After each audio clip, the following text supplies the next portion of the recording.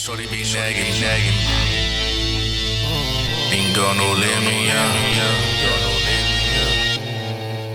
yeah.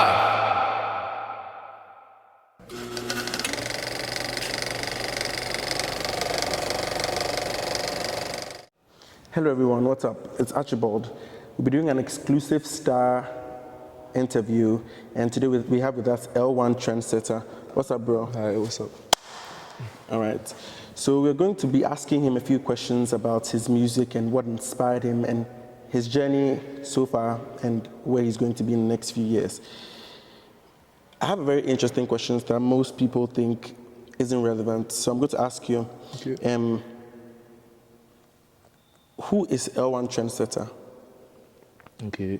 L0ne trendsetter is the rager. He's the voice of the youth, the voice of the kids who don't want to conform to all the standards that have been set in our country specifically, because I'm really trying to change, the acceptance of new sounds and new lifestyles, new drip, as you can see. Yeah. So your name is Ichikwam. Yes. Is there a personal relation between your music and your personal life?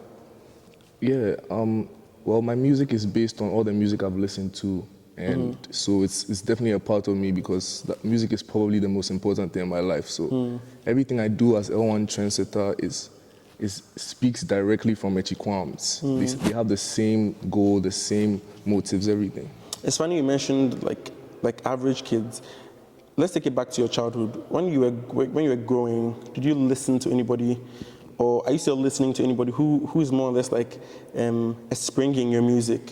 Yeah, for sure. I would say Kid Cudi definitely, and I feel like all my niggas know that. Like they know Kid Cudi is my mentor. He doesn't know me, but I mean it feels like I know him because I've been listening to his stuff since childhood.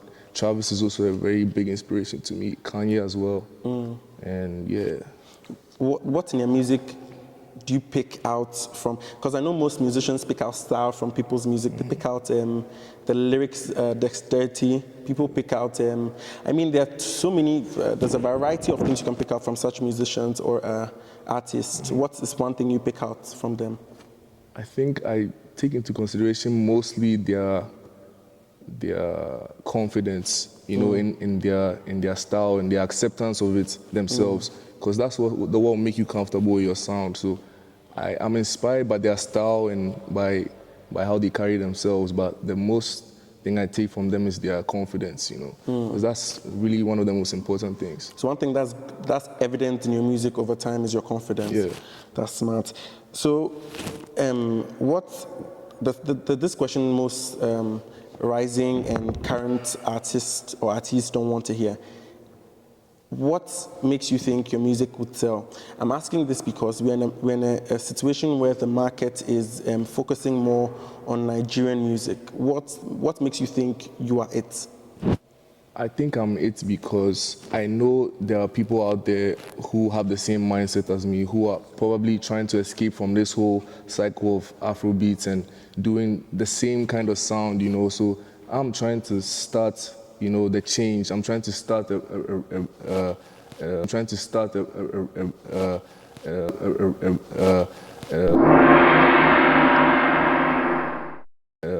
what do you call it? A war, basically, on the music industry. I'm coming for it. I'm trying to change the whole structure of it, And I feel like, the people out there who have the same view as me will really reconcile with what I'm trying to do. So you're bringing a war to the music industry. So. Yeah. In light of that, you're starting new music. Do you want to talk about it? What is it about? My new project? Yeah, your new project. Okay, my new project is called the Lone Ager. It basically, when you listen to it, you feel the solitude I was in. I recorded the music in moments where I was really alone and, I was left lonely by a lot of people who were supposed to be by my side, and that's really reflected in the music. And so, yeah, and usually I make music that reflects my current situation. So my fans can really relate to how I'm feeling at that point. That's very smart, because if you pay attention to one driving force of music in the current youth, or if you pay attention to it, it's more or less like songs that bring sentiments to them. That's why I know most of the youth try and base their music preference around these new artists like Caesar and these other people. I'm sure your music is going to be one of those songs as well. So I think from what I got, your music has bits of like, I don't say depression, but state of like where you've been. So let's say your past trauma. Yeah. So say you made most of your music was about heartbreak. Is there anything that you've picked out of it that has shaped who you are now?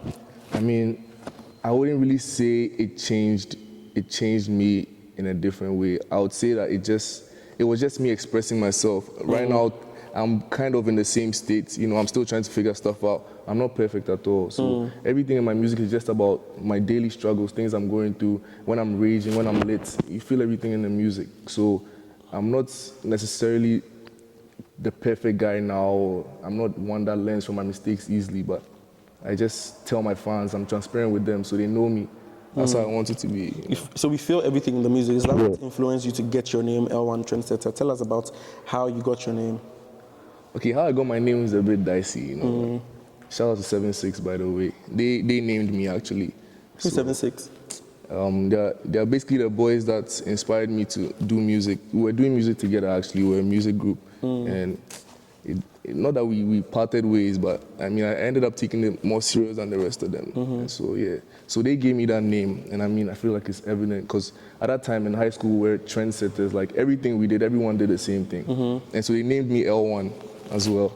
So the combination of that is L1 Trendsetter. Okay. Yeah. So you've spoken about your new project. I mean, we'll come to the actual details of it, but then could you tell us about your past project, F2? I remember listening to a line of it. I think there's a line of it that talks about a girl. I wasn't paying so much attention to it, but then there's so much depth in the F2 album or the EP that gives clarity to what happened in your life. Can you tell us about F2 from your perspective? Wow, F2 is probably the biggest thing I've ever done in my life. So I was at the point where, and this was all in 2020, I was at the point where I didn't know what to do, and I was just like, okay, let me make some music. And so the concept came through. It has a really intense, spacey vibe to it. And so at that moment too, because we were in quarantine, I was really alone, and I ended up putting myself into my mind. So that's where I was living basically. Yeah. And so, I mean, everything that was happening over the quarantine, all the heartbreak, everything, all the fun I was having, all the raging I was doing, everything was incorporated into the music. So I would say it was basically just showing my fans my mind at that point. And the whole F2 concept is a mental thing. It's not like an actual other world, but because I was so deep into my mind, it felt like I was actually somewhere else. So what part of the entire EP, it's an EP, right? No, it's an album. It's an album, that's exciting. What part or which song, I know most of the songs brought sentimental value to you, but which particular song or which particular line in the album brought made you go into a dark place? Okay, I feel like I'll choose a song rather. You know, Asgard was probably the deepest song on that album because I made it because of a situation I was in. Yeah. I don't think I want to talk about the situation, but I mean, I was in my darkest moment of the album during Asgard. Okay. You know, it's very down, questioning myself, things like that. So, I mean, every single lyric in that song is very deep and, you know, really highlights where I was at that point. And I feel like the vibe is really strong and the fans can feel my emotions through that song. So with I don't know about the F2 album, but then with this current project, are you looking at possible features? No, not really. So it's going to be more or less like a lone project. You're taking everything by yourself. But then in the future, do you see yourself collaborating with people? Oh, definitely. I have a lot of artists in the pipeline, working with different tracks, Quilit, Siroshe, Arachne, shout out to you, bro. Big shout out to you. Yeah. So we'll be wrapping up soon, but then I have quite a number of questions more for you. What has been, or what are some of your challenges, or what has been one outstanding challenge you've had as a musician? I feel like acceptance of my sound, you know, because usually when my team and I approach big names or we're trying to do a publicity move or something, what usually comes out is the product is not ready or you should try a different genre or try Afrobeats. But see, it doesn't correlate with my motive for doing music. So I can't turn my back on my initial motive. So I have to stay true to it. But that has proved to be the worst, challenge so far. And it's reoccurring, but we'll definitely get through it. So what is one of the best driving forces for you? What has motivated you to continue? I mean, some of the feedback I get from the fans who actually, really like the music, I can tell that they are really driven by the music and the music really touches them. And so that's how I know that I'm doing something right. And I know that there are more people out there to reach, so there's no way I'm going to stop. Do you want to maybe before we end, you'd give a teaser into your next release, but then I'll end with this. So who was the character in the F2 album, and do you want to talk about him a little? Yeah, I do. So he's E2R, and I'm sure my fans, they probably don't know who exactly he is, but they've heard of him for sure. And E2R is a component of my mind that I've named and that I've improved. He's basically my conscience, and so he's that driving force in me, that creativity, the motivation, the inspiration, and that's what usually drives. So that's why I used to produce all the beats I do, make all the visuals I make. Yeah, he's basically the creative force behind everything I do. So you produce your own sound? Yeah. That's very smart. But on F2, I didn't produce every single song, but most of the songs, yeah. Okay.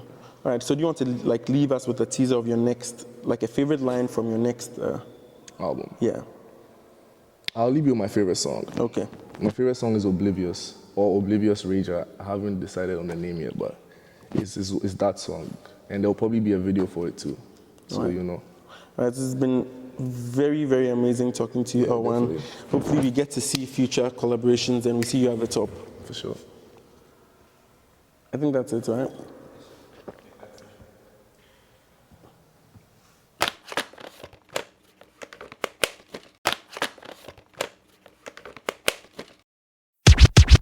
You want it to be? So. Okay. Say yes.